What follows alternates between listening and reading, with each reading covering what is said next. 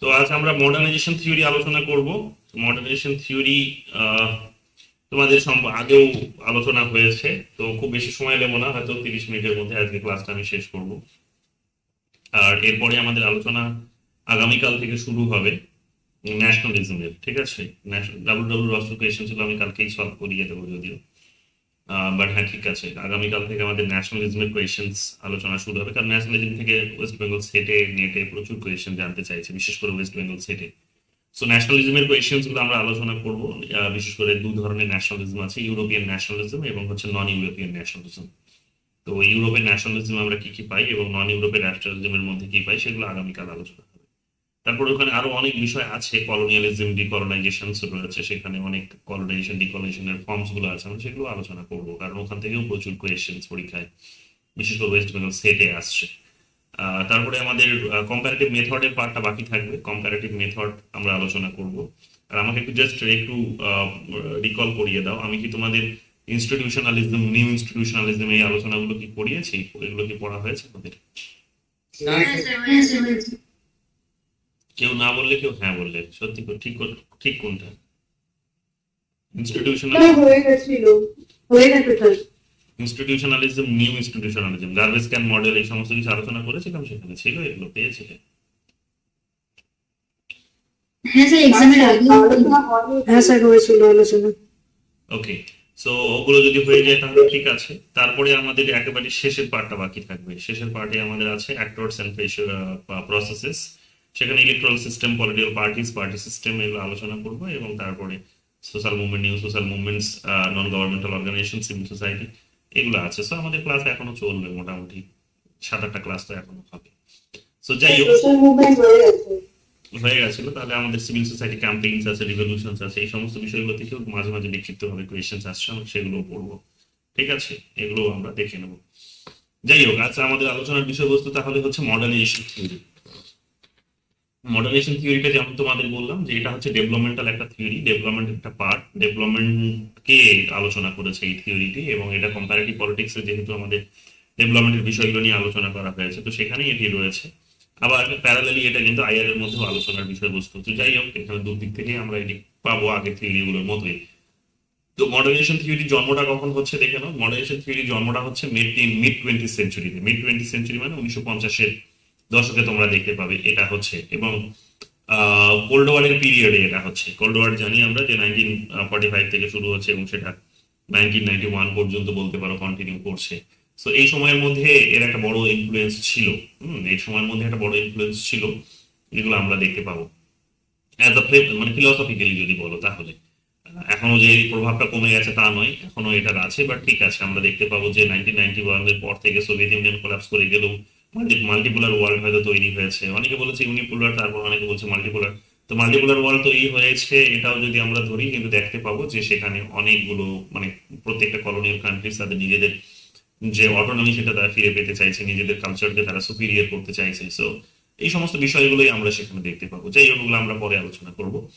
এখানে দেখে নাও, তাহলে মিড 20 সেঞ্চুরিতে তার জন্মটা হচ্ছে। এবং আমরা দেখতেই পাচ্ছি যে ডেভেলপমেন্টাল প্রসেস কি হবে, ডেভেলপমেন্টাল প্রসেস কি হবে সেই সমস্ত বিষয়গুলো নিয়ে আলোচনা করেছে। ঠিক আছে, এবং আমরা দেখতে পাবো এই আলোচনাটা তখন আসছে যখন দেখা যাচ্ছে, যেটা বললাম যে সেকেন্ড ওয়ার্ল্ড ওয়ার শেষ হচ্ছে। তাহলে সেকেন্ড ওয়ার্ল্ড ওয়ার শেষ হচ্ছে মানে এটাও বুঝে নাও যে সেই সময় গোটা বিশ্বের কাছে কতগুলো বেসিক কোয়েশ্চেন্স রয়েছে। কোয়েশ্চেন্স গুলো হচ্ছে যে what would be the road map or what would be theory of development for the developing countries, newly born countries বলতে পারো। নিউলি বর্ন কান্ট্রিজ গুলোর জন্য কি হতে পারে, বা বলতে পারো যে যারা নিউ নেশনস গুলোর কথা বলতে পারি, যে যারা ওই কলোনিয়াল, যাদের একটা হিস্ট্রি ছিল, যে দীর্ঘদিন ধরে তারা হয়তো ইউরোপের বিভিন্ন দেশগুলো বা আমেরিকার বিভিন্ন দেশের, আমেরিকার হয়তো তারা কলোনি হিসেবে ছিল, এবং আরো অন্যান্য দেশ যারা কলোনি স্ট্যাবলিশ করেছিল। তো তাদের একটা তারা কলোনি হিসেবে রয়ে গেছিল। তো তারা যখন সেকেন্ড ওয়ার্ল্ড ওয়ারের পর ধীরে ধীরে ধীরে ধীরে স্বাধীনতা লাভ করছে, তখন কোয়েশ্চেন এটাই উঠে আসছে যে কি হবে এদের ডেভেলপমেন্টের, যে বেসিক থিওরি কি হবে, কোন থিওরিকে বেস করে এরা ডেভেলপমেন্টটা করবে। সো এগুলো প্রসেস কি হবে, মেথড কি হবে, এই সমস্ত বিষয়গুলো নিয়েই সেই সময় দেখতে পাবো যে পলিটিক্যাল সায়েন্টিস্টরা ভীষণ বিজি, ব্যস্ত রয়েছিল, যে তারা একটা নতুন মানে কি বলবো রাস্তা দেখানোর চেষ্টা করেছে। তো এখানে আমরা দেখতে পাবো যে এই এই এই এই এইখানে মডার্নাইজেশন থিওরির কথা তারা তারা বলে। এবং এই মডার্নাইজেশন থিওরিটা দেখতে পাবো বেসিক্যালি তারা যখন বলছে যে না, এই দেশগুলোর জন্য একটা নতুন রাস্তা হবে যে তারা মডার্নাইজেশন থিওরিকে ফলো করবে। তাহলে মডার্নাইজেশন থিওরিটা কি? মডার্নাইজেশন থিওরিটা হচ্ছে সেই থিওরি যে থিওরি কি করছে, যে থিওরিকে বেস করে ওয়েস্ট নিজেকে ডেভেলপ করেছে, যে থিওরিকে বেস করে ওয়েস্ট নিজেকে ডেভেলপ করেছে। ওয়েস্ট মানে হচ্ছে ইউরোপের দেশগুলো, আমেরিকা, তারা নিজেদেরকে ডেভেলপ করেছে। সো এই ধরনের একটা মডার্নাইজেশন থিওরিকে ফলো করে তারা কিন্তু নিজেদের ডেভেলপমেন্টটা করবে এবং তারা তাদের নিজেদের ইকোনমিক গ্রোথ, পলিটিক্যাল স্টেবিলিটি, এই সমস্ত বিষয়গুলো কিন্তু নিয়ে আসবে।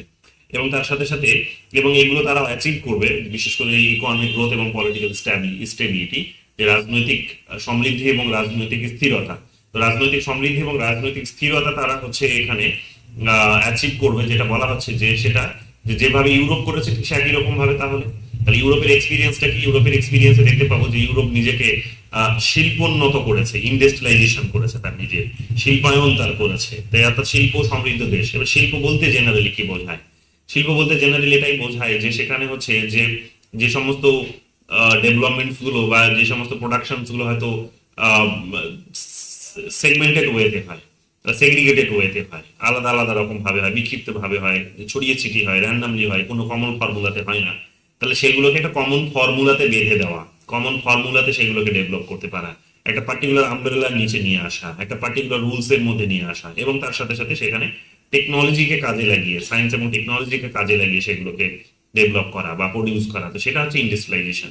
তো এইরকম ভাবে একটা আমব্রেলার নিচে নিয়ে এসে কোন একটা প্রোডাকশন হাউসকে, সেটা যে কোনো কিছু হতে পারে, ইনক্লুডিং এগ্রিকালচার, তো সেটার উপর তারা কি করেছে, একটা common formula, common discipline, common একটা আমব্রেলা, কমন একটা লিডারশিপ, ম্যানেজিং একটা ব্যবস্থা, একটা হায়ারার্কিক্যাল সিস্টেম, এইগুলোর মধ্য দিয়ে তারা কি করেছে, সেইটাকে একটা কোন একটা প্রোডাক্টিভ সেক্টরকে তারা ইন্ডাস্ট্রিয়ালাইজ করেছে। তো এটাই হচ্ছে ইন্ডাস্ট্রিয়ালাইজেশন বেসিক্যালি, যে তারা সেখানে তার প্রোডাকশনটাকে করাতে পেরেছে।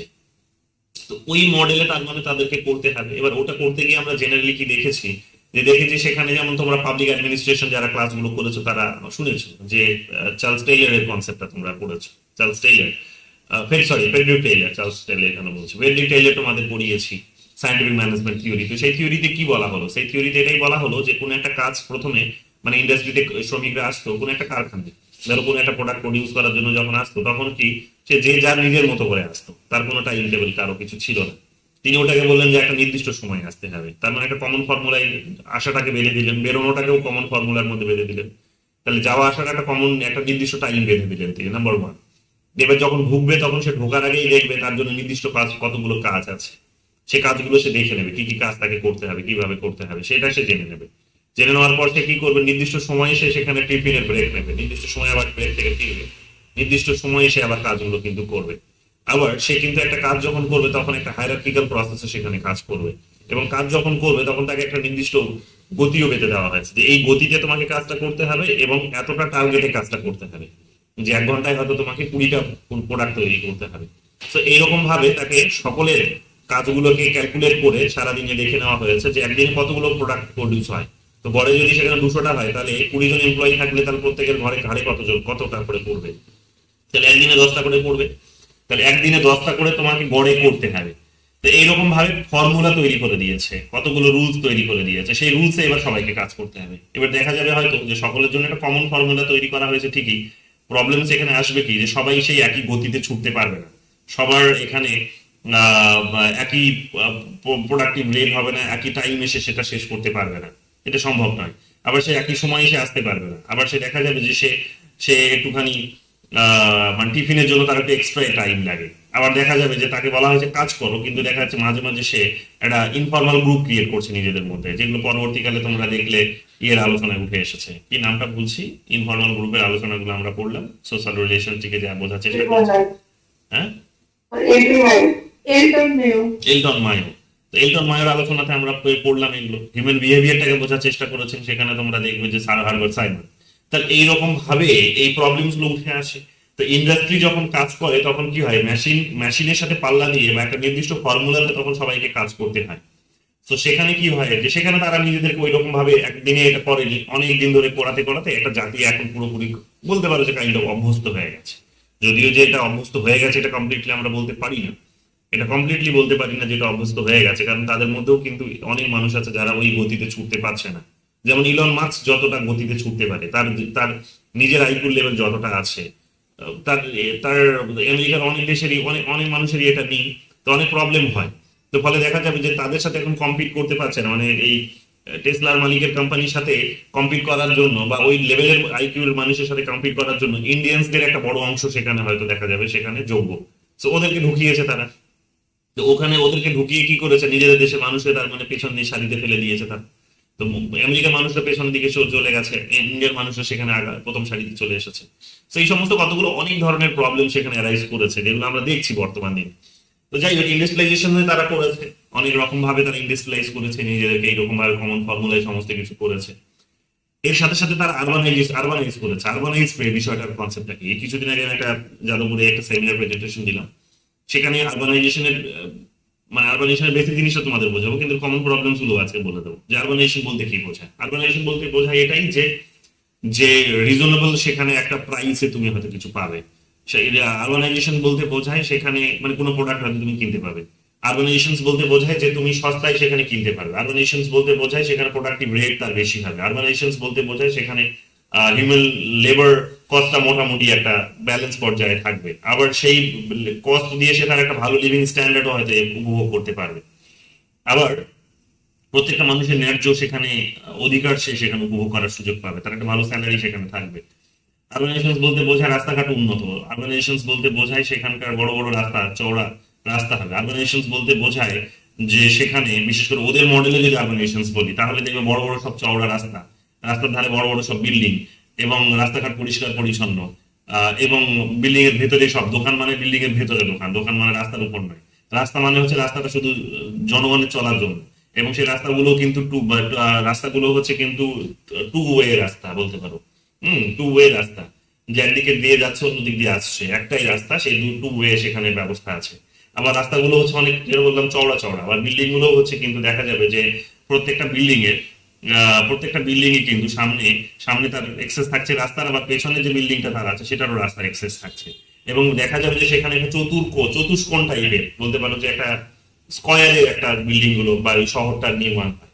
এবং স্কয়ারে নির্মাণ হওয়ার ফলে একটা খুব সুবিধা হচ্ছে যে এক জায়গা থেকে তুমি শুরু করলে আর এক প্রান্তে তুমি ইজিলি বেরিয়ে যেতে পারবে। এবং কখনো যদি এমার্জেন্সি সিচুয়েশন তৈরি হয় তাহলে তোমাকে কখনো কিন্তু এমার্জেন্সি সিচুয়েশন তৈরি হলে কখনো তোমাকে বিপদে পড়তে হবে না। মানে একটা রাস্তা ব্লক হয়ে গেলে অন্য রাস্তা দিয়ে সেখানে হয়তো কমিউনিকেশন করা যাবে, সার্ভিলেন্সটাকে হয়তো ইজি করা যাবে, যে কোনো ধরনের এই ধরনের। এবং ড্রেনেজ সিস্টেম, সেই ড্রেনেজ সিস্টেম গুলো আরো অনেক উন্নত মানের হবে। উপর দিকে বাড়ি থাকবে কিন্তু রাস্তার নিচেই দেখবে সেখানে বড় বড় সব ড্রেনেজ সিস্টেম রয়েছে, এবং সেই ড্রেনেজও কিন্তু নিয়মিত পরিষ্কার পরিচ্ছন্ন হয়। তো এগুলো হচ্ছে আরবানাইজেশনের কনসেপ্ট, আরবানাইজেশনের সাথে জড়িত আছে।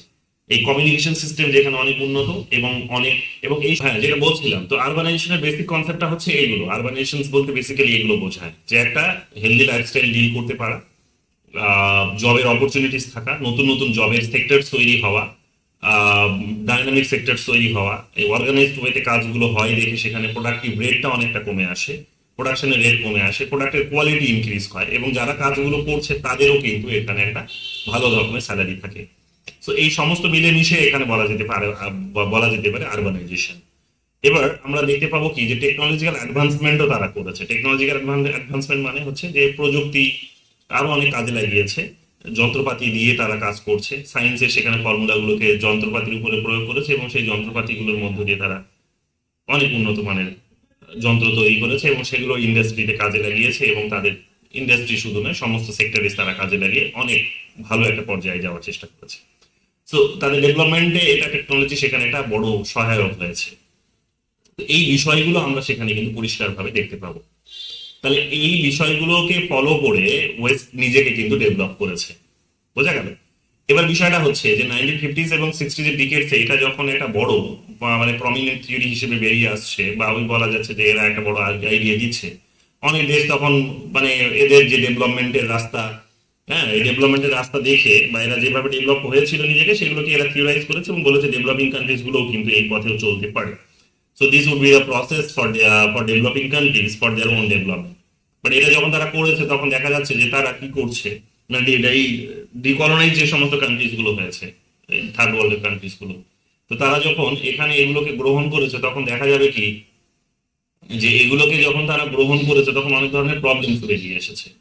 ওটা যদি শেষের দিকে গিয়ে বলা দরকার, বাট এখানে আমি বলে দিচ্ছি তো অনেক ধরনের প্রবলেম বেরিয়ে আসছে। কি কি প্রবলেম বেরিয়ে আসছে? প্রথম কথা হচ্ছে ইন্ডাস্ট্রিয়ালাইজেশন একটা প্রবলেম আছে আমাদের দেশে। ইন্ডাস্ট্রিয়ালাইজেশন একটা বড় ইম্প্যাক্ট প্রবলেম হচ্ছে, যেটা নেহরু বলেছিল, নেহরু ক্লাসে আমরা আলোচনা করেছি। নেহরু যে কারণে ইন্ডাস্ট্রিয়ালাইজেশন কিন্তু মানে ওভারনাইট চাননি, বা গান্ধী যে কারণে ইন্ডাস্ট্রিয়ালাইজেশন আমাদের দেশে চাননি, তিনি বলেছিলেন যে ইন্ডাস্ট্রিতে যেটা হয় সেটা বরং মানুষকে দিয়েই করানো হোক, এবং সেটা গ্রামীণ লেভেলে গিয়ে হোক, গ্রামকে ইন্ডিপেন্ডেন্ট করা হোক।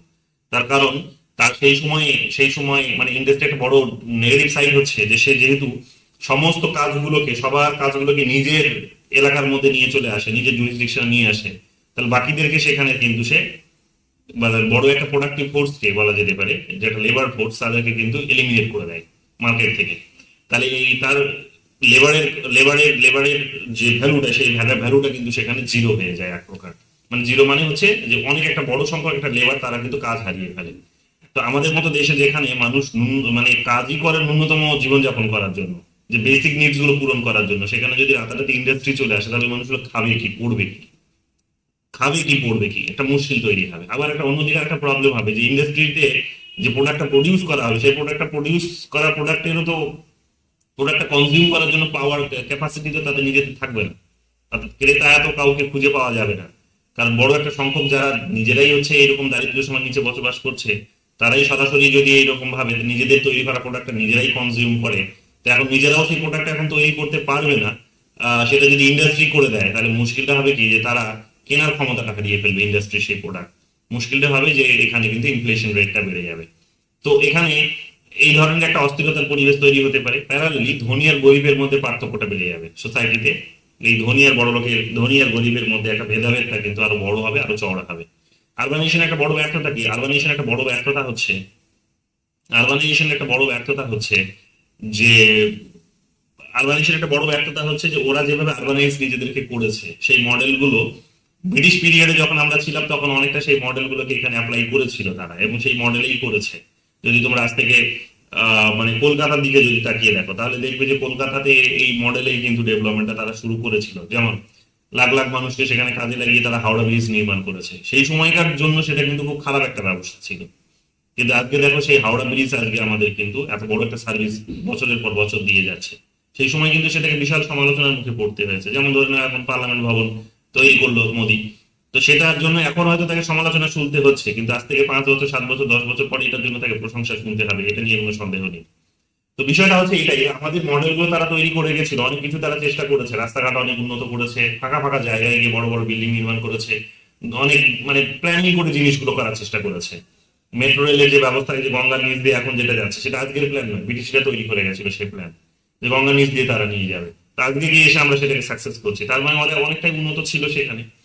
তো এখন ওরা চলে যাওয়ার পর, যেহেতু আমরা ডেমোক্রেসিকে অ্যাকসেপ্ট করেছি, এখানে ডেভেলপমেন্টকে কম ভ্যালু দিয়েছি, ডেমোক্রেসিকে বেশি ভ্যালু দিয়েছি, ডেমোক্রেসি অনেক এগিয়ে গেছে। এগিয়ে যাওয়ার ফলে এখন ব্যর্থতা হয়েছে কি আমাদের, যে রাস্তাগুলো ন্যারো হয়ে গেছে, কারণ রাস্তার ফুটপাথ গুলো এখন দোকানদাররা খেয়ে নিয়েছে। কারণ সেই মানে ওই মানুষগুলো হলে যাবে কোথায়?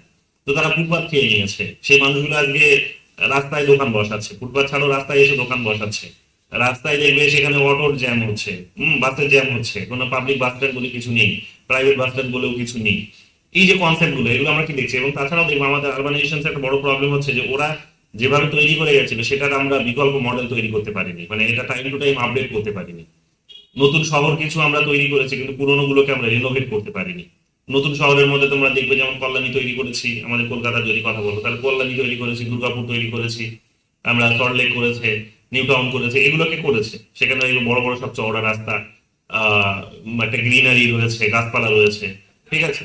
কিন্তু পুরোনো জায়গাগুলোতে তোমরা দেখবে ব্যর্থ, মানে পুরোনো শহরগুলোতে আমরা দেখবে সেগুলোকে কেটে কুটে সাফ করে দিয়েছে। এবং নতুন গুলোতে যে খুব বেশি যে সেখানে গ্রিন মানে একটা গাছপালা থাকছে তা কিন্তু নয়, গাছপালা কেটেও সাফ করে দিয়েছে। তো আমাদের আরবানাইজেশন একটা বড় ব্যর্থতা হচ্ছে, যে আমরা ওদের মডেলটাকে একসেপ্ট করতে গিয়ে, ওদের দেশে তো এমনিতেই গাছপালা থাকে না, ওটা তো প্রকৃতির কারণে থাকে না, প্রকৃতি ওইরকম ভাবে একটা এক প্রকার তাদের ওখানে অভিশাপ হয়ে দাঁড়িয়েছে, তাদের গাছপালার অভাব আছে। কিন্তু আমাদের এখানে কি আছে, আমরা ইচ্ছে করে গাছপালা কেটে দিয়েছি, কেটে দিয়ে কি করেছে, আমাদের গ্লোবাল ওয়ার্মিংটাকে বাড়িয়ে দিয়েছি, পরিবেশ দূষণের মাত্রাটিকে আমরা বাড়িয়ে দিয়েছি, শব্দ দূষণের মাত্রাটিকে আমরা বাড়িয়ে দিয়েছি, চারিদিকে হর্ন, এই সমস্ত বিষয়গুলো তোমরা দেখবে। তো এইগুলো একটা আমাদের আরবানাইজেশন একটা বড় ব্যর্থতা। এগুলো দেখবে আমি ওই আমার যে পেপারটা লিখছি, বললাম যে প্রেজেন্ট করছিলাম, সেখানে এই সমস্ত আইডিয়াগুলোকে লিঙ্ক করেছি। আরো অনেক কিছু আছে, ওগুলোতে যাচ্ছি না, এগুলো তোমার দরকার নয়, দরকার নেই এগুলো। জাস্ট বোঝার জন্য এটাই বুঝে রাখো যে আরবানাইজেশন আমাদের এখানে কমপ্লিটলি ব্যর্থ হয়েছে। নতুন শহরগুলো করেছে ঠিক আছে, সেখানে হয়তো সম্ভবপর হচ্ছে, কিন্তু পুরোনো শহরগুলো যেটা কলকাতা, যেটাকে মধ্য কলকাতা, উত্তর কলকাতা এবং দক্ষিণ কলকাতা যেটাকে বলা হচ্ছে, সেগুলোতে পুরোপুরি আরবানাইজেশন ব্যর্থ। আরবানাইজেশন কিন্তু মুখ থুবড়ে পড়েছে এবং মানুষ কিন্তু সেখানে মানে মানুষের লিভিং কস্টটা অনেক বেড়ে যাচ্ছে, মানে ইজি হচ্ছে না, বরং লিভিং কস্টটা আরো অনেক বেড়ে যাচ্ছে মানুষের। মানে যে তুলনায় সে এখানে হয়তো তার মানে বেনিফিট পাচ্ছে, সেই তুলনায় দেখা যাচ্ছে যে তার কস্টটা অনেকটাই বেশি, কিন্তু এই একই অ্যামাউন্টে হয়তো সে কিন্তু একটা ভালো কোনো শহরে গিয়ে থাকতে পারবে, বা নতুন যে শহরগুলো হয়েছে সেখানে গিয়ে সে ইজিলি দিব্যি থাকতে পারবে, তার বিশেষ কোনো অসুবিধা হবে না। তো উন্নত ব্যবস্থা পাবে এই টাকাতে, কিন্তু এখানে দেখা যাচ্ছে যে উন্নত ব্যবস্থা পাবে না, কিন্তু তার খরচাটা ঠিক একই রকম হবে। এবং মানুষের ইনকাম করতে গিয়ে তাকে মানে মানে কি বলবো, যে প্রচন্ড তাকে মানে হার্ডওয়ার্ক করতে হয়, প্রচুর সময় তাকে অতিবাহিত করতে হয়, এবং অনেক ফিজিক্যাল সেখানে অনেক প্রবলেম চলে আসে। এগুলো অনেক কিছুই আমি আমার ওই নতুন রিসার্চটাতে দেখিয়েছি, নতুন যে পাবলিকেশন ইয়ে প্রেজেন্টেশন যাদবপুরে লাস্ট যেটা দিলাম সেখানে দেখিয়েছি। আরো অনেক কিছুই আছে। তো যাই হোক, মোটামুটি ভাবে এগুলো তোমরা সেখানে পাবে। টেকনোলজিক্যাল অ্যাডভান্সমেন্টও আমরা এখানে করেছি, যেমন টেকনোলজিকে ব্যবহার করেছি অত্যধিক আমরা কি, যে মানুষকে রিপ্লেস করার জন্য টেকনোলজিকে আমরা কাজে লাগিয়েছি অত্যধিক বেশি। দেখবে আমাদের মধ্যে কোঅপারেশনসটাকে ইনক্রিজ করার জন্য, বরং টেকনোলজিকে আমরা কাজে লাগিয়েছি ওদের টেকনোলজি যেভাবে তৈরি হয়েছে সেভাবে, যে ওদের টেকনোলজি যখন তৈরি হয়েছে তখন ইন্ডিভিজুয়ালিজমসকে প্রমোট করিয়েছে, কিন্তু আমাদের সোসাইটিতে এই ইন্ডিভিজুয়ালিজমসকে প্রমোট করলে এত বড় একটা সোসাইটি, মানে আমাদের বড় শক্তিটাই হচ্ছে যে একটা কালেকটিভ ফোর্স। এই কারণে আমাদের ধর্ম সব থেকে শক্তিশালী। তো ধর্মের একটা কালেকটিভ ফোর্স আছে যে মানুষ ইউনাইট করতে পারে, টেকনোলজিকে আমরা সেই রকম অর্থে ব্যবহার করতে পারিনি, কালেকটিভ ফোর্স তৈরি করতে আমরা ব্যবহার করতে পারিনি, বরং টেকনোলজি এসে কি করে, মানুষের মধ্যে একটা সেগ্রিগেশন করেছে, একটা ইন্ডিভিজুয়াল বানিয়ে দিয়েছে। ইন্ডিভিজুয়াল বানিয়ে দিয়ে যেমন ওরা এক্সপ্লয়েট করাটা ওদের জন্য যেমন ইজি হয়েছে, তো সেই মডেল যখন আমরা এখানে অ্যাপ্লাই করছি তখন দেখা যাচ্ছে যে আমাদের এখানে একটা বড় পার্থক্য তৈরি হচ্ছে, বড় পার্থক্য তৈরি হচ্ছে। একটা বই রিভিউ করছি এখন, সেই বইটিতে এই বক্তব্যগুলো দেখবে টু সাম এক্সটেন্ট লেখা হয়েছে, যদিও এগুলো মানে এগুলো দিয়ে আমি সমালোচনা করার জায়গা আমার আছে বইটিকে, এগুলো আমাদের ব্যর্থতার জায়গা। কিন্তু যাই হোক, এই সমস্ত বিষয়গুলো কিন্তু হয়েছে, টেকনোলজি এসে সেই সমস্ত ঘটনাগুলো কিন্তু ঘটিয়েছে। তো ওদের মডেলটিকে আমরা এখানে ডেভেলপ করতে গিয়ে দেখা যাচ্ছে যে আমাদের নিজেদের যে ফোর্স, সেই ফোর্সটি কোথাও গিয়ে কিন্তু আমাদের ওই কপি পেস্ট করার সিস্টেম হারিয়ে গেছে। আমাদের লিডারদের সেই লেভেল অফ ক্যাপাসিটি নেই, বা আন্ডারস্ট্যান্ডিং নেই, বা এডুকেশন নেই, যে তারা এটাকে বুঝবে যে ইন্ডিভিজুয়ালিজম কিভাবে হচ্ছে টেকনোলজির মাধ্যমে, আর সেখানে কালেকটিভ ফোর্স বা এটাকে কিভাবে এটাকে ব্যবহার করেই বা করা যেতে পারে, এগুলো বোঝার তাদের ক্ষমতা নেই। টিভিতে দেখবে যেভাবে অ্যাড গুলো চালানো হয়, ঠিক আছে, সেখানে দেখবে আমাদের মহিলাদেরকে যেভাবে একটা প্রোডাক্ট হিসেবে দেখানো হয়। তো এই টেকনোলজি এসে বা এই মানুষের এই যে মানে উন্নত যে ভোগবাদী যে মানসিকতা, পশ্চিমী যে ভোগবাদী মানসিকতা, বস্তুতান্ত্রিক যে মানসিকতা, সেই সমস্ত আইডিয়া গুলোকে, ফিলসফি গুলোকে কপি করে আমরা কি করেছি, আমাদের নিজেদের মধ্যে সমাজটিকে আমরা ভেঙেছি, টুকরো টুকরো করেছি। নতুন করে এখন এটা ফিরে পাওয়ার চেষ্টা হচ্ছে আবার ঠিকই, বাট হ্যাঁ, এটা আমরা টুকরো টুকরো করেছি, এটা আমাদের একটা বড় ব্যর্থতা। তো মডার্নাইজেশন এই জায়গাগুলোতে কিন্তু বড় রকম ভাবে ব্যর্থ হয়েছে আমাদের মতো দেশগুলিতে। যাই হোক, এখানে আমরা এগুলো দেখতে পাবো যে মডার্নাইজেশনকে এরকম ভাবে তারা গ্রহণ করেছি আমরা, ইকোনমিকে সামনে রেখেছি আমরা, ইন্ডাস্ট্রিজকে সামনে রেখেছি আমরা, এবং এবং ওই মডেলেই ফলো করেছি আমরা, ইকোনমিক গ্রোথটাকে সামনে রেখেছি, যে ইকোনমিক গ্রোথ যদি হয় সেটাই নাকি আমাদের ডেভেলপমেন্টটাকে এনশিওর করবে। তাহলে আগে ইকোনমিক গ্রোথ হবে, তারপর সেটার মাধ্যমে ট্রিকল ডাউন অ্যাপ্রোচে সেখানে ডেভেলপমেন্ট এনশিওর হবে। So this is the process. Trickle down অ্যাপ্রোচে সেখানে ডেভেলপমেন্ট এনশিওর করার একটা চেষ্টা। কিন্তু আমাদের সোসাইটি কিন্তু ওই ট্রিকল ডাউন অ্যাপ্রোচে যদি ডেভেলপমেন্ট হয়, তাহলে এত বড় একটা সোসাইটি, এত বড় ডাইভার্সিটি আছে, সব মানুষের কাছে সেই পরিষেবা কিন্তু পৌঁছবে না, এবং সম্ভাবনাও সেটা। কিন্তু আমরা সেই রাস্তা থেকে অনেকটাই কিন্তু ডিভিয়েট করে কোথায় না ওদেরটাকেই ফলো করেছি। তো এগুলো হচ্ছে আমাদের কতগুলো ব্যর্থতা। তো এবং শুধু আমাদের নয়, এগুলো যদি তুমি ওই ডেভেলপিং কান্ট্রিজ গুলোর দিকে, সবগুলোর দিকেই তাকিয়ে দেখো, দ্বিতীয় বিশ্বের দেশগুলোর দিকে তাকিয়ে দেখো, তাহলে হচ্ছে তাদের এটা একটা ইন্টারনাল প্রবলেম, যে তারা ওয়েস্টকে কপি পেস্ট করতে গিয়ে তারা এই ধরনের নিজেদের জন্য একটা লং রানে অভিশাপ ডেকে নিয়ে এসেছে, লং রানে তাদের নিজেদের ব্যর্থতা তারা ডেকে নিয়ে এসেছে। সেই সমস্ত বিষয়গুলোই সেখানে কিন্তু আমরা দেখতে পাবো। তো এখানে তোমরা দেখতে পাবে যে এছাড়াও তোমরা দেখতে পাবে যে এই মডার্নাইজেশন থিওরিকে সেই সময় কোল্ড ওয়ারের পিরিয়ডে ওটা বিশ্বজুড়ে তখন স্প্রেড করা যায়, আরো একটা বড় ফোর্স ছিল ইউনাইটেড স্টেটস। কেন ইউনাইটেড স্টেটস? মানে মডার্নাইজেশন থিওরির বড় যদি হোতা বলো, প্রবক্তা বলো, তাহলে সেটি হচ্ছে ইউনাইটেড স্টেটস। কেন ইউনাইটেড স্টেটস? তার অন্যতম কারণ হচ্ছে যে একদিকে সোশ্যালিজম, যে একটা কালেকটিভ ফোর্স তৈরি করে একটা বড় একটা পাওয়ার এনজয় করছে, যে নিজের প্রচুর উন্নতি করছে, অন্যদিকে ইউনাইটেড স্টেটস যে তার বিপরীত ধর্মী একটা অবস্থান নিয়েছে, যে ইন্ডিভিজুয়ালিজমের রাস্তা, লিবারালিজমের রাস্তাকে অ্যাডপ্ট করেছে, তার সাথে তার একটা কমপ্লিট বিপরীত মুখে একটা লড়াই হচ্ছে, যে এই কালেকটিভ ফোর্সকে ব্যবহার করছে, হ্যাঁ, কালেকটিভ ফোর্সকে ব্যবহার করে নিজেকে শক্তিশালী করছে, অর্থাৎ সবাই মিলে, মানে যা খাচ্ছে সবাই মিলেই খাচ্ছে, যা ভাবছে সবাই মিলে একই রকম ভাবছে, যা পড়ছে সব একই রকম পড়ছে। তো ফলে কি হচ্ছে, নিজেদের মধ্যে মত পার্থক্য জায়গাটা কম, সবাই এগিয়ে যাচ্ছে। আর অন্যদিকে লিবারালিজমের রাস্তাটা হচ্ছে যে ওয়ান বাই ওয়ান এগিয়ে যাও, ওয়ান বাই ওয়ান এগিয়ে যাও। এই ওয়ান বাই ওয়ান এগিয়ে গিয়ে সেখানে কি করো না, ডেভেলপ করো সোসাইটিকে, ইকোনমিক গ্রোথ এনশিওর করো। তো দুটোই দু রকমের রাস্তা, দুটোই ঠিক। কিন্তু বিষয়টা হচ্ছে যে ইউনাইটেড স্টেটস চাইছে যে আমি যদি এখন আমার দেশে যদি এবং যেভাবে সোভিয়েত ইউনিয়ন সেখানে, মানে সোভিয়েত ইউনিয়নের যে রকম কালেকটিভ ফোর্সের যে ভাবনা, সোশ্যালিজমের যে ভাবনা, যেটা গোটা বিশ্বজুড়ে যেভাবে সেই সময় একটা আলোড়ন ফেলে দিয়েছিল, যেভাবে লেনিন ক্ষমতায় আসলো 1917 সালে বলশেভিক রিভলিউশন করে আমরা দেখলাম। তো একটা গোটা বিশ্বজুড়ে আলোড়ন ফেলে দিয়েছিল ক্যাপিটালিস্ট সিস্টেমের বিরুদ্ধে। ইউনাইটেড স্টেটস খুব ভয় পেয়ে গেছিল, তারা ভেবেছিল যে ইউনাইটেড স্টেটস ভয় পেয়ে গেছিল মানে ইউনাইটেড স্টেটস এর বুদ্ধিজীবীরা ভয় পেয়ে গেছে, ইন্টেলেকচুয়ালসরা ভয় পেয়ে গেছে যে যে পজিশনসটা আমরা হোল্ড করছি সেটা তার মানে থাকবে না, আমাদের ক্ষমতা কেড়ে নেবে, আমাদের ক্ষমতা কেড়ে নিয়ে সেখানে সম্পত্তির কালেকটিভ একটা ফোর্স তৈরি হবে, কালেকটিভ মালিকানা তৈরি হবে। তো তারা, এটা তো ঠিক নয়। তো তারা তখন আরো অত্যধিক বেশি গবেষণা করতে শুরু করলো, করেই তো সেখান থেকে তারা বিহেভিয়ারালিজম বের করলো। বিহেভিয়ারালিজম তারপর সেটাকে আবার রিফর্ম করিয়েছে পোস্ট বিহেভিয়ারালিজমের পর্যায়ে এসে। তো এইরকম ভাবে আমরা দেখেছি কি যে সেই সময় তারা মডার্ন থিওরির আন্ডারে বিহেভিয়ারালিজম তৈরি করেছে।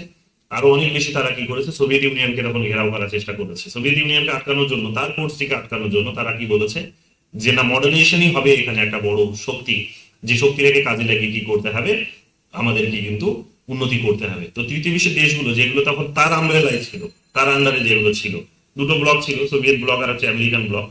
তো আমেরিকান ব্লকে যারা ছিল তাদেরকে তখন তিনি এইরকম ভাবে তারা সাহায্য সহযোগিতা দিয়েছে, বুদ্ধিগত সাহায্য সহযোগিতা, অর্থনৈতিক সাহায্য সহযোগিতা, টেকনোলজিক্যাল সাহায্য সহযোগিতা, এবং বিশ্ব ইউরোপকেও তো দিয়েছে। আমরা জানি ইউরোপকে সেকেন্ড ওয়ার্ল্ড ওয়ারের পরে ইউরোপে ভেঙে পড়ে গেছিল। তো সেই ইউরোপকে অর্থনৈতিক একটা বড় যে সুযোগ ইয়ে দিল, একটা যে বড় যে সুযোগ দিল, অর্থনৈতিক একটা ইউরোপকে যে বড় একটা ঋণ ঋণ দিল বলতে পারো, যে যেটাকে বলা হচ্ছে ট্রুম্যান ডক্টরিনের মাধ্যমে যেটা দিয়ে দিল, মার্শাল পরিকল্পনার মাধ্যমে যেগুলো আসলো। তো সেগুলোতে আমরা দেখেছি যে ইউরোপ অর্থনৈতিকভাবে বেনিফিটেড হয়েছে আমেরিকার কাছ থেকে, সেই টাকা দিয়ে তারা নিজেদের রিস্ট্রাকচার করিয়েছে, পুনর্গঠন করিয়েছে। তো সেগুলো লোকের কাছে বা বিভিন্ন দেশগুলোর কাছে তখন একেবারে জলের মতো পরিষ্কার হয়ে উঠলো যে তাহলে তাদের পথ যদি আমরা অবলম্বন করি তাহলে সেটা হতে পারে আমাদের উন্নতির একটা বড় মাধ্যম। তাহলে সেই রাস্তাটিকে তারা যখন অবলম্বন করতে শুরু করলো তখন দেখা গেল কি, দেখা গেল যে হ্যাঁ, লং রানে সোভিয়েত ইউনিয়ন কিন্তু ফাইট করতে পারলো না, কারণ তার নিজেদের মধ্যে তাদের যে নিজেদের আদর্শের জায়গাটা ছিল, কোথাও তারা সেই আদর্শের জায়গা থেকে ডিভিয়েট করেছে। তারা ডিভিয়েট করেছে সেই আদর্শের জায়গা থেকে, সোশ্যালিস্ট ফোর্সের জায়গা তারা ইন্ডিয়া সেটাকে অথরিটারিয়ান রিজিমসে পরিণত করেছে, ওয়ান ম্যান আর্মি এস্টাবলিশ করেছে বা পলিটিক্যাল পার্টি এস্টাবলিশ করেছে। তো ফলে তাদের ব্যর্থতাগুলো উঠে আসতে শুরু করলো ধীরে ধীরে, তারা ডিভিয়েট হয়েছে তাদের নিজেদের ব্যর্থতা। আলটিমেটলি দেখা গেল কি যে সোভিয়েত ইউনিয়ন কোলাপস করে গেল, ইউনাইটেড স্টেটস হয়ে গেল। তো এই মডার্নাইজেশন থিওরি ওই কোল্ড ওয়ারের পিরিয়ডে বড় একটা তার গোটা বিশ্ব জুড়ে ছড়িয়ে পড়ার একটা বড় কারণ ছিল, কিন্তু একটা একটা বড় আমেরিকান ফোর্স ছিল তার পেছনে। যে আমেরিকা যেখানে তারা করেছিল কি যে কমিউনিজম বা সোশ্যালিজমকে থামানোর জন্য তারা কিন্তু এই থিওরিটাকে কিন্তু গোটা বিশ্ব জুড়ে কিন্তু ছড়িয়েছে, এবং তারা বিভিন্ন দেশকে বিভিন্ন রকমের টেকনোলজি দিয়ে, বিভিন্ন দেশকে বিভিন্ন ধরনের পরিকল্পনা দিয়ে, বিভিন্ন দেশে বিভিন্ন ধরনের ইন্ডাস্ট্রিয়ালাইজেশনের বিভিন্ন ধরনের ইনস্ট্রুমেন্ট দিয়ে তারা কিন্তু সাহায্য সহযোগিতা করেছে, করে তারা কিন্তু নিজেদের ফোর্সটাকে বাড়িয়ে নিয়েছে, সোভিয়েত ইউনিয়নকে সেখানে কিন্তু তারা পরাস্ত করতে পেরেছে। So this was the case of that time, and it was part of modernization theory. তো মডার্নাইজেশন থিওরিকে আমাদেরকে সেইভাবেই বুঝতে হবে। এরপরে যদি এর পাবলিকেশনস, এরপর যদি থিঙ্কার্স গুলোর দিকে চোখ রাখো এবং তাদের পাবলিকেশনস গুলোর দিকে যদি চোখ রাখো, তাহলে অলরেডি আমি তোমাদের এটা বলে গেছি, নতুন করে আর বলছি না। দুদিন আগেই বলে, তোমাদের 2-4 দিন আগে এটা আমি তোমাদের বলেছি। আন্ডার ডেভেলপমেন্ট থিওরি পড়তে গিয়ে এই পার্টগুলো ছিল, আবার রিপিট হয়েছে এখানে। দেখো কি বলছে, ডাব্লিউ রস্ট্রোর কথা বলেছে তোমাদের, তার বইটার নাম হচ্ছে the stages of economic growth, the non communist manifesto. 5টা স্টেজের কথা বলেছিল, traditional society, pre conditions for take off, drive for maturity আর হাই মাস কনজাম্পশন। তো এই 5টা স্টেজের কথা তিনি সেখানে বলেছিলেন, 5 স্টেজের কথা। এগুলো তোমাদের এর আগে মেটেরিয়ালটা যেটা দিয়েছি সেখানেও তোমাদের আছে। তো ভালো করে এই সমস্ত বিষয়গুলো দেখে নেবে, এগুলোই বারবার পরীক্ষায় জিজ্ঞেস করে। তারপরে এখানে এবং স্টেজগুলো একবার বোধহয় পরীক্ষায় সিকোয়েন্সে জানতে চেয়েছিল, তো ভালো করে এগুলো দেখে নাও।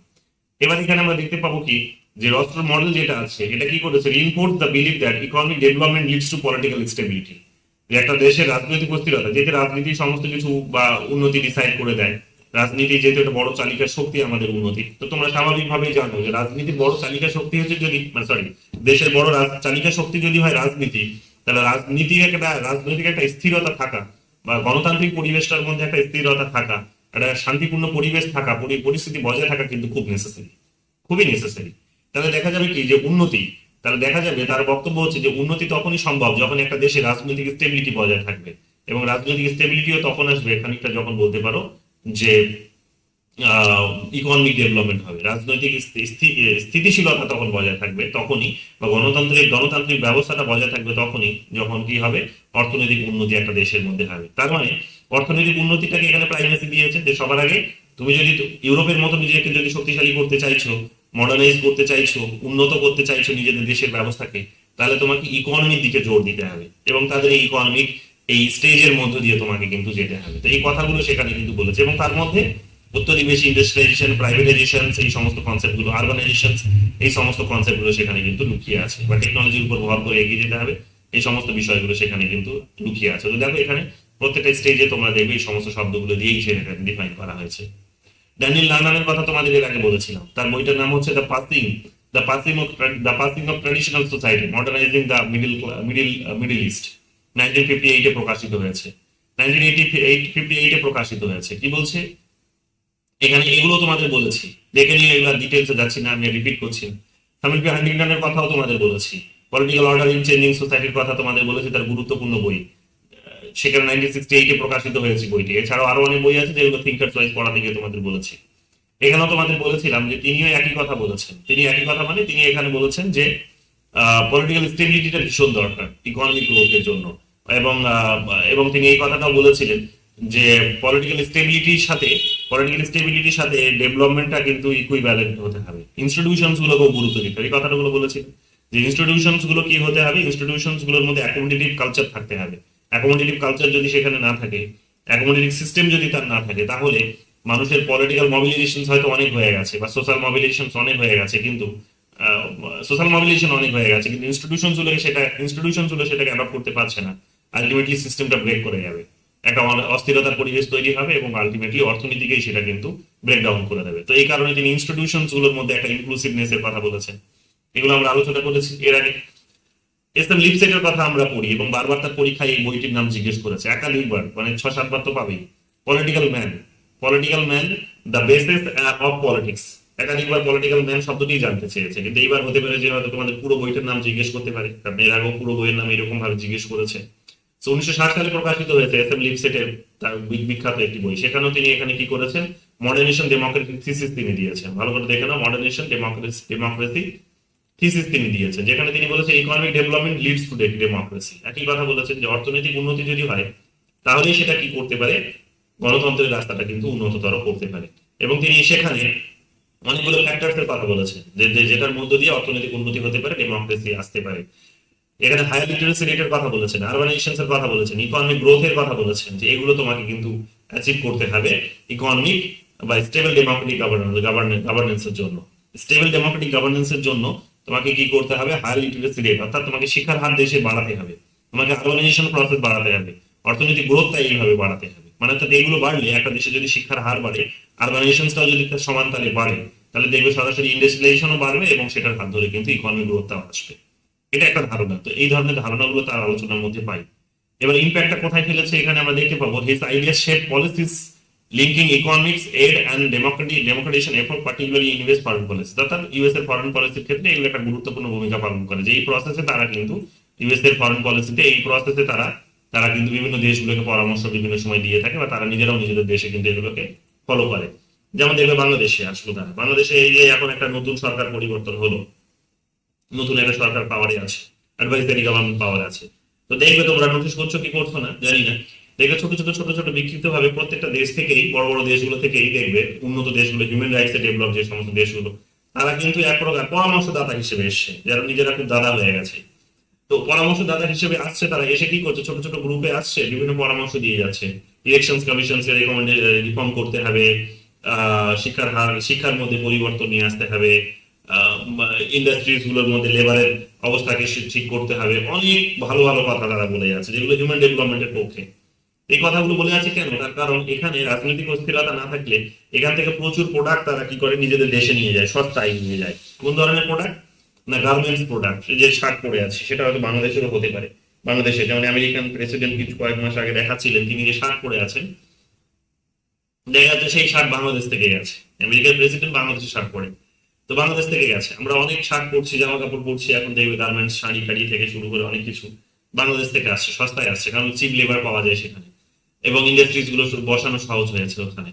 তো র মেটেরিয়ালস গুলো সব সস্তায় পাওয়া যাচ্ছে সেখানে। তো সব মিলিয়ে মিশিয়ে এই প্রতিবেশী দেশগুলোতেও র মেটেরিয়ালস পাওয়া যাচ্ছে, তো সব মিলিয়ে মিশিয়ে দেখা যাবে কি যে সেখানে মানে সস্তায় প্রোডাক্ট পাওয়া যাচ্ছে। তো তারা এখানে এসে সস্তায় প্রোডাক্ট এখান থেকে প্রডিউস করে নিজের দেশে নিয়ে যাচ্ছে। এখন এখানে রাজনৈতিক অস্থিরতা থাকলে তাদের নিজেদের দেশের অর্থনীতিতে কিন্তু একটা অস্থিরতার পরিবেশ তৈরি হবে, তো তারা সেটা চাইছে না।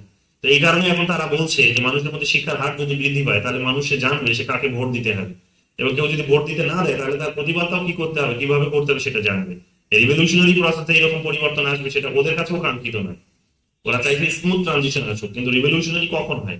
একেবারে যখন এইরকম একটা অটোক্রেটিক গভর্নমেন্ট, অথরিটারিয়ান রিজিম যখন এস্টাবলিশ হয়। এই সমস্ত বিষয়গুলো আমরা দেখতে পাবো। তো যাই হোক, এগুলো তাদের হচ্ছে বক্তব্য। তো ফরেন পলিসিতে সবসময় দেখবো ওই সমস্ত দেশগুলোর কি থাকে, এই ধরনের কতগুলো পলিসি সাজেশন থাকে, এই দেশগুলোকে তারা কিন্তু দিয়ে থাকে। তাহলে এখানে কি কি নতুন কিছু কি কি বিষয় পেলে? নতুন বিষয় পেলে ইকোনমিক গ্রোথ এবং পলিটিক্যাল স্টেবিলিটি, যে অর্থনৈতিক গ্রোথ রাজনৈতিক স্থিরতার উপর দাঁড়িয়ে থাকে। যে একটা দেশের রাজনৈতিক স্থিরতা যদি থাকে তাহলে তার অর্থনৈতিক গ্রোথ আসবে। আবার দুটোই উল্টোটাও দেখি, অর্থনৈতিক গ্রোথও যদি থাকে, তাকে রাজনৈতিক স্থিরতাটাও কিন্তু থাকবে, দুটোই হতে পারে। তো এই দুটো, এই আলোচনাটা আমরা দেখলাম।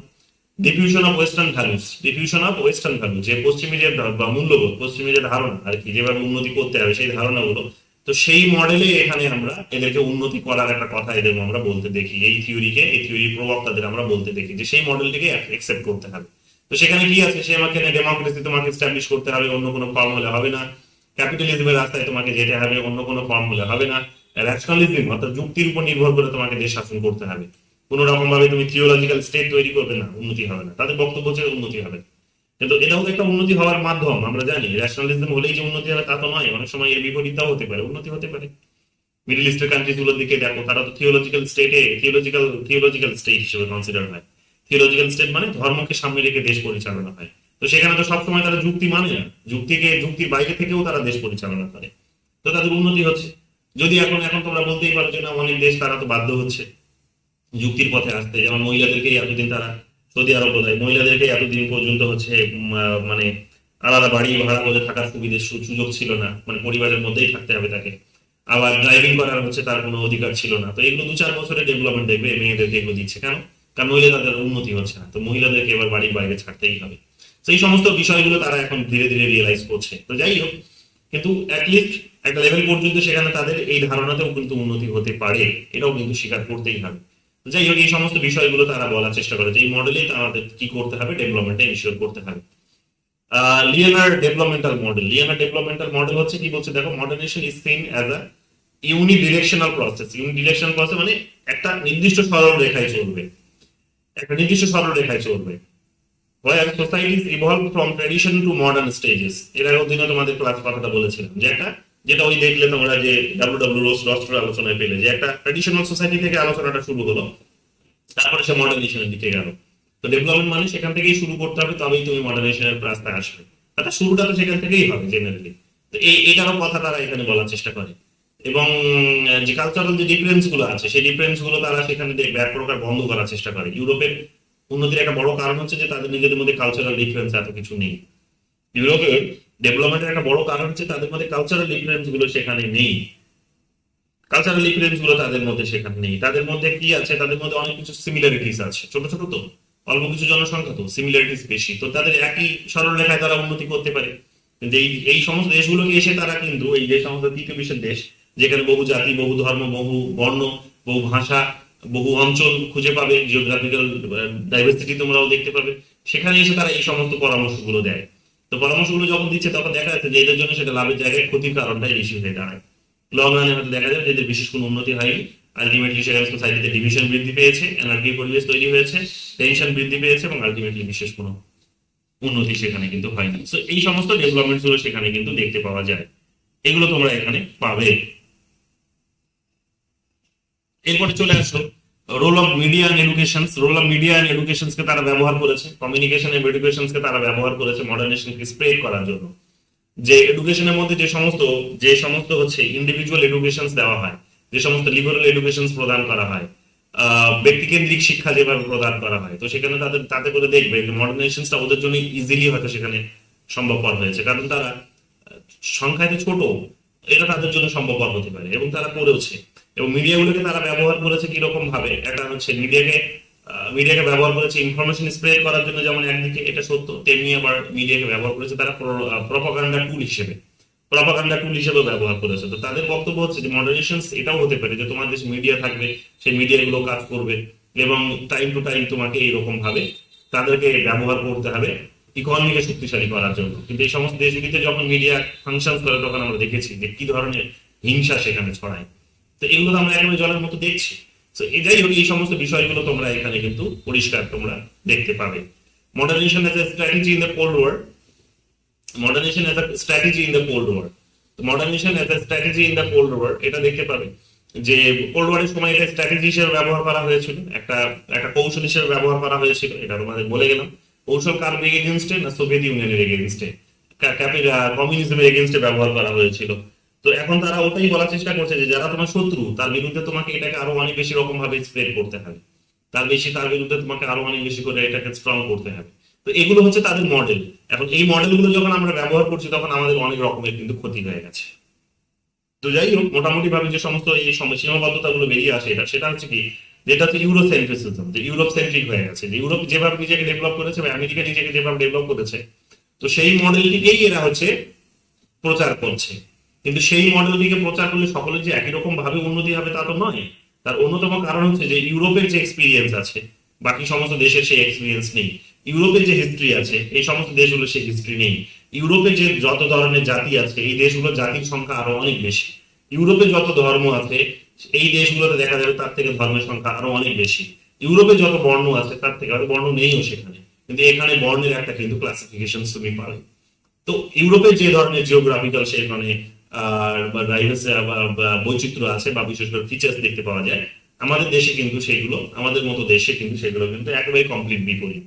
তাহলে সেই মডেলগুলোকে যখন তুমি এখানে নিয়ে এসে অ্যাপ্লাই করবে তখন দেখা যাবে যে সোসাইটিতে এর পজিটিভ ইম্প্যাক্টের জায়গায় লং রানে নেগেটিভ ইম্প্যাক্টটা পড়বে এইরকম ভাবে যে মানুষের সঙ্গে মানুষের যে সম্পর্ক, যেটাকে বলি আমরা হিউম্যান রিলেশন, সেই হিউম্যান রিলেশনস এর জায়গাটা কিন্তু অনেকটা উইক হয়ে যাবে। মানুষ কিন্তু সেখানে দুর্বল হয়ে যাবে, মানুষের মধ্যে সামাজিক সম্পর্কগুলো দুর্বল হয়ে যাবে, তাদের মধ্যে যে সম্প্রীতি সেগুলো দুর্বল হয়ে যাবে। কিন্তু দিনের শেষে এটাও মাথায় রাখতে হবে আমাদেরকে যে উন্নতির মাধ্যম, উন্নতি মানে এটা নয় যে সেখানে আলাদা আলাদা হয়ে বিভক্ত হও, ইন্ডিভিজুয়াল হয়ে যাও। উন্নতি মানে হচ্ছে যে তুমি কতটা গোটা বিশ্বের নাগরিক হিসেবে উঠে আসতে পারছো, বা বলতে পারো যে দিনের শেষে তুমি, এটাও বাস্তব সত্য কথা, যে তোমার মধ্যে কতটা হিউম্যান রিলেশন এস্টাবলিশড হয়েছে, সেটাই শেষ কথা। মানে আজকে আমরা এত পড়াশোনা করছি, আমরা হয়তো টিচার হবো, প্রফেসর হবো, কিন্তু আমাদের উদ্দেশ্য কোনো রকম ভাবে এটা নয় কিন্তু যে আমরা টাকা অর্জন করব, আমরা হয়তো বাড়ি গাড়ি করবো, না এটা নয়। আমাদের উদ্দেশ্য হচ্ছে যে আরো বেশি করে নেটওয়ার্ক তৈরি করা, আরো অনেক বেশি করে মানুষের সাথে মেলামেশা করা, আরো বেশি করে মানুষের সঙ্গে কথা বলা, মানুষকে বোঝা, এটা হচ্ছে আমাদের উদ্দেশ্য। এবং যারা এই জায়গাটাতে ভীষণ স্ট্রং তারা দেখো তাদের অভাব হয়, তারা দেখো প্রচুর দিক থেকে বিভিন্ন ধরনের নেটওয়ার্ক, এটাকে নেটওয়ার্কিং বলা হয়, এইরকম ভাবে বিভিন্ন ইনফরমেশন বিভিন্ন জনের কাছ থেকে পেয়ে এগিয়ে যাচ্ছে জীবনে, আটকে থাকছে না কোথাও। সো এই সমস্ত বিষয়গুলো তোমরা সেখানে কিন্তু পরিষ্কার দেখতে পাবে, এগুলো তোমার জলের মতো পরিষ্কার হয়ে উঠছে। দেখো এরপর কি বলছে, নেগলেক্ট অফ স্ট্রাকচারাল ইনইকুয়ালিটিস, যে কাঠামোগত যে অসাম্যটা আছে, যে পুঁজিবাদী ব্যবস্থায় যে কাঠামোগত অসাম্য আছে, ডিপেন্ডেন্সি থিওরি যেটা বলার চেষ্টা করেছে তোমরা জানো, পড়িয়ে আসলাম। তো ডিপেন্ডেন্সি থিওরি বলার চেষ্টা করে যে একটা কাঠামোগত অসাম্য আছে, কারণ এই পুরো সিস্টেমটা, মডার্নাইজেশনের এই যে সিস্টেম, সেই সিস্টেমটা ইকোনমিক একটা একটা বিষয়ের উপর দাঁড়িয়ে আছে। এবং এই ইকোনমিক বিষয়টি হচ্ছে যে একটা একটা একটা গোষ্ঠী বা কতগুলো দেশ তারা কি করছে, এটাকে পরিচালনা করছে এবং নিজেদের লাভের কারণে পরিচালনা করছে। এখন বিষয়টা হচ্ছে যে এই মডেলটিকে যখন আমি অন্যদের কাছে পুশ করছি তখন বিষয়টা হবে কি, যে এটা আলটিমেটলি যারা পুশ করছে তাদের লাভ হবে, আর যাদেরকে পুশ করা হচ্ছে তাদের কিন্তু খুব একটা বেশি লাভ হবে না। একটা অসাম্যের বাতাবরণ তৈরি হবে, এটা কিন্তু ডিভিশন তৈরি হবে, হ্যাভস নট এর কনসেপ্ট তৈরি হবে, যে কারো কিছু অনেক থাকবে আর কারো থাকবেই না। তো এই ধরনের ধারণাগুলোও কিন্তু সেখানে তৈরি হতে পারে। তো এগুলো কতগুলো স্বাভাবিক বিষয়, এগুলো আমাদেরকে মাথায় রাখতে হবে। এরপরে তোমরা দেখো failure to predict political instability. এই সমস্ত থিওরি কি করে, যে রাজনৈতিক যে অস্থিরতা তৈরি হতে পারে সেই রাজনৈতিক অস্থিরতাটাকেও কিন্তু এক প্রকার মানে মানে মানে মানে ক্যালকুলেট করতে বা অনুমান করতে, ভবিষ্যৎবাণী করতে ব্যর্থ হয়। মডার্নাইজেশন থিওরি এখানে আমরা কি দেখতে পাচ্ছি, যে পলিটিক্যাল ইনস্টেবিলিটি যেটা আছে সেটা কিন্তু প্রেডিক্ট করতে এটা ব্যর্থ হয়, অনেক সময় দেখা যায়। কেন? তারা যেটা বলার চেষ্টা করেছে যে ইকোনমিক গ্রোথ করো, ইকোনমিক গ্রোথ করো, ইকোনমিক গ্রোথ করো, তো ইকোনমিক গ্রোথ করলে কি সেটা ডেভেলপমেন্ট হবে? না, ডেভেলপমেন্ট মানেই হচ্ছে যে ইকোনমিক গ্রোথ শুধু নয়, ডেভেলপমেন্ট মানে হচ্ছে পলিটিক্যাল স্টেবিলিটিও বটে। কিন্তু অত্যধিক বেশি তোমার মানে ধরে নাও এখন সব সম্পত্তি মানে ইকোনমিক গ্রোথ করতে গিয়ে ভ্যালু দিতে গিয়ে সব আমি প্রাইভেটাইজেশন করে দিয়েছি। সব মানে যেভাবে সরকার করছে রাতারাতি আমাদের দেশে প্রাইভেটাইজেশন, মানে ইউরোপ কিন্তু এত তাড়াতাড়ি করেনি, ইউরোপ আমেরিকা এত তাড়াতাড়ি করেনি যত তাড়াতাড়ি আমরা করছি। তার মানে কি আমরা কতগুলো, যেমন অঙ্ক কষতে গিয়ে আমরা ব্রেক জাম্প করতাম না কতগুলো, তো ব্রেক জাম্প করছি আমরা কতগুলো সিঁড়ি, মানে আমরা সিঁড়ি বেয়ে হয়তো উপরে উঠেছে, আর আমরা কতগুলো সিঁড়িকে জাম্প করে আমরা লাভ দিয়ে যাওয়ার চেষ্টা করছি। এর একটা মুশকিল কি হবে? এর একটা মুশকিল হচ্ছে যে যখনই তুমি জাম্প করবে, জাম্প করে যে জায়গায় গিয়ে পৌঁছবে সেখানে গিয়ে তুমি কিন্তু দাঁড়িয়ে থাকতে পারবে না, সেখানে গিয়ে তোমার পুরো সিস্টেমটা মানে তোমার বডির সেই ব্যালেন্সটা থাকবে না যে তুমি জাম্প করে ওখানে গিয়ে দাঁড়াতে পারবে, তুমি হয়তো সেখানে হেলে দুলে পড়েই যাবে, ব্যালেন্স করতে পারবে না তুমি। তো এটা অনেকে সম্ভাবনা করছে যে economic growth economic growth economic গ্রোথের কথা বলছি আমরা, এবং সেটা করতে গিয়ে যে প্রসেসটা অ্যাডপ্ট করছে সেটা হচ্ছে ওদের প্রসেস। ইন্ডাস্ট্রিয়ালাইজেশন করো, তার জন্য প্রয়োজন হচ্ছে প্রাইভেটাইজেশন করা, প্রাইভেটাইজেশন করো, কারাপশনটাকে কমিয়ে নিয়ে আসো, তার জন্য প্রাইভেটাইজেশন করো, এগুলো হচ্ছে প্রসেস। আরো অনেক বেশি সিস্টেমেটিক ওয়েতে করো, তো তার জন্য প্রাইভেটাইজেশন করতে হবে, কারণ সরকারের পক্ষে এগুলো সম্ভব নয়। এত বড় একটা হিউম্যান রিসোর্সকে লিড করতে হবে, তো হিউম্যান রিসোর্সকে এত বেশি লিড করতে হলে সেখানে মানে একজনের হাতেই সবকিছু ছেড়ে দেওয়া হচ্ছে। মানে এখানে ধরো যে ধরে নাও 40 কোটি জনসংখ্যার মধ্যে 40 কোটি জনসংখ্যাকে কয়েক কোম্পানির হাতে ছেড়ে দেওয়া হচ্ছে, তো তারাই কন্ট্রোল করবে। তো এতে করে তারা কি সেই ভাগটা নিতে পারবে? সেই কোয়েশ্চেন্স গুলো কিন্তু রয়ে যায়, সেই কোয়েশ্চেন্সটা রয়ে যায় যে জাম্প যেভাবে করছে, সে জাম্প করে যে সিঁড়িতে গিয়ে উপর দিকে দাঁড়াবে সেখানে কি সে দাঁড়িয়ে থাকতে পারবে? সে এখানে ডিসব্যালেন্স হয়ে যাবে না তো, পড়ে যাবে না তো? এবং এটা কিন্তু হতে পারে, অনেকে এই সম্ভাবনাটাও করছে যে এই সম্ভাবনাটাও কিন্তু হতে পারে, এটা কিন্তু হতে পারে। তো এখন বিষয়টা হচ্ছে যে যেভাবে আমরা জাম্প করছি, এতটা জাম্প ইউরোপ তো করেনি, তারা নিজেরা ধীরে ধীরে করেছে, আমেরিকা তো করেনি এইরকম জাম্প, তারা ধীরে ধীরে করেছে, কিন্তু আমরা করছি। এই জাম্পটা করার ফলে মুশকিলটা হয়ে যাবে যে আমরা হয়তো নিজেরা সেই পজিশনটা ধরেও রাখতে পারবো না। তার ফলে যেটা হবে সেটা হচ্ছে যে একটা রাজনৈতিক অস্থিরতাও হয়তো তৈরি হতে পারে, যে যখনই তুমি ওখান থেকে হুড়মুড়িয়ে পড়ে যাবে, তখন এই তোমার মতো হয়তো তুমি যখন জাম্প করছো তখন এই সারিতে আরো আরো 50 জন হয়তো জাম্প করার চেষ্টা করছে। এবার তুমি সামনের দিকে জাম্প করে যখন হুড়মুড়িয়ে পড়ে যাচ্ছ, তখন পেছনের দিকে যারা জাম্প করার চেষ্টা করছিল তারাও তো মানে তোমার ভাগটা তো ওদের গায়ে এসে পড়বে, ওরাও তো যে উল্টে পড়ে যাবে, তো পুরো সিস্টেমটা ভেঙে যেতে পারে। অর্থাৎ ডমিনো থিওরিতে এখানে পুরোটাই কিন্তু উড়িয়ে যেতে পারে, এখানে হ্যাভাজার্ড হয়ে যেতে পারে। তো মুশকিলটা হচ্ছে এখানে এটাই যে এলোমেলো হয়ে যেতে পারে। তো এখানে বিষয়টা হচ্ছে এটাই যে যেভাবে তুমি জাম্প করার চেষ্টা করছো বা এই দেশগুলো যেভাবে জাম্প করার চেষ্টা করছে, তাতে করে দেখা যাবে যে অর্থনৈতিক গ্রোথ অনেকটাই হয়ে গেছে, কিছু কিছু মানুষের হাতে প্রচুর সম্পত্তি চলে গেছে, তারা প্রচুর সম্পত্তির মালিক হয়ে গেছে, তারাই পুরোটাকে কন্ট্রোল করছে, কিন্তু তারা তো সেই কন্ট্রোলটা নিজেদের কাছে রাখতে পারবে না, এটাও তো সত্য কথা। তো ফলে কি হবে যে তখন অনেক মানুষ যারা হচ্ছে সেই সুযোগ সুবিধা থেকে বঞ্চিত হবে, বিভিন্ন তাদের বেসিক নিডস গুলো থেকেই বঞ্চিত হবে, তখন তারা কিন্তু সেখানে ভাঙচুর শুরু করবে। তাকিয়ে দেখো যেভাবে কুম্ভ মেলাতে যেটা হচ্ছে, কি করলো, একটা বড় করে আয়োজন করলো, 500 কোটি টাকা সেখানে বোধহয়, সেখানে 5,000 কোটি টাকা বোধহয় খরচা করছে সরকার সে কুম্ভ মেলাতে, খরচা করছে, এখন খরচা হচ্ছে, কিন্তু সেটা কি এনাফ? না, এনাফ নয়। এত বড় একটা আয়োজন করবে কিন্তু সে সরকার এক্সট্রা কিন্তু কিছু মানে মেজার্স কিছু নেয়নি, কিছু নতুন ডেভেলপমেন্ট করেনি, বা এই যেগুলো চলছিল সেগুলোকে কোথাও থামিয়ে দিয়ে, সেগুলোকে কোথাও সেখানে স্টপ করিয়ে দিয়ে, সেগুলোকে কোথায় সেখানে এদিক ওদিক করে সেটাকে পার করানোর চেষ্টা হচ্ছে। কিন্তু এত বড় একটা মেলা হচ্ছে, তো এক্সট্রা মেজার নেওয়ার কথা ছিল, তো নেয়নি। ট্রেনের সংখ্যাটা অ্যাটলিস্ট বোঝো এইরকম ভাবে যে ট্রেনের সংখ্যাটা বাড়ানো উচিত ছিল। তোমরা রোজ নিশ্চয়ই সোশ্যাল মিডিয়াতে দেখছো যে ট্রেনগুলো সব সাধারণ মানুষ ভাঙছে ওপেন ক্যামেরা, তারা ভয়ও পাচ্ছে না যে আমাকে তো অ্যারেস্ট করে নিয়ে যেতে পারে। ভাই অ্যারেস্ট করলে করবে, 3 মাস পর জেল থেকে বেরিয়ে আসবে, 1 মাস পর জেল থেকে বেরিয়ে যাবে, সে সেটা ভাবছে না, ও ভাবছে কি আমাকে বাড়িতে ফিরতে হবে, আর ট্রেনটাতে জায়গা নেই, আর যে জায়গাটা আছে সেখানে দেখা যাচ্ছে এসি ট্রেনে খুব আরাম করে কিছু মানুষ বসে যাচ্ছে, সেখানে আমাকে ঢুকতে দিচ্ছে না। তো রাগ করে সে কি করছে, রাগ করে সে সেখানে এসি কম্পার্টমেন্টের কাঁচগুলো ভাঙছে, ট্রেনটাকে সে গুড়িয়ে দিচ্ছে, তারা ভেঙে, তারা অবরোধ করছে, এগুলোই তো হচ্ছে। তাহলে এটা কিন্তু একবার বাস্তবিক সত্য হয়ে যাবে যে হঠাৎ করে কিছু মানুষের কাছে প্রচুর সুযোগ সুবিধা চলে আসবে, তারা হাই প্রোফাইল জীবন যাপন করবে, আর একটা বড় সংখ্যক মানুষের কাছে এই ধরনের অস্থিরতাগুলো মানে একটা এই ধরনের অবস্থা তৈরি হবে যে যারা কিন্তু ওই ন্যূনতম বেনিফিটটাও তারা পাবে না, ন্যূনতম বেনিফিটটাও পাবে না যে ট্রেনটাতে হয়তো অ্যাটলিস্ট পাটা রেখে আসতে পারবে বাড়িতে, কারণ সেই ট্রেনের সংখ্যাটা অতটা নেই। তাহলে এই সব অবস্থাগুলো তৈরি হবে যে কিছু মানুষ, এবং সেই টাকাগুলো কোথায় ইনভেস্ট হবে, সেই টাকাগুলো হয়তো বিদেশে গিয়ে ইনভেস্ট হবে।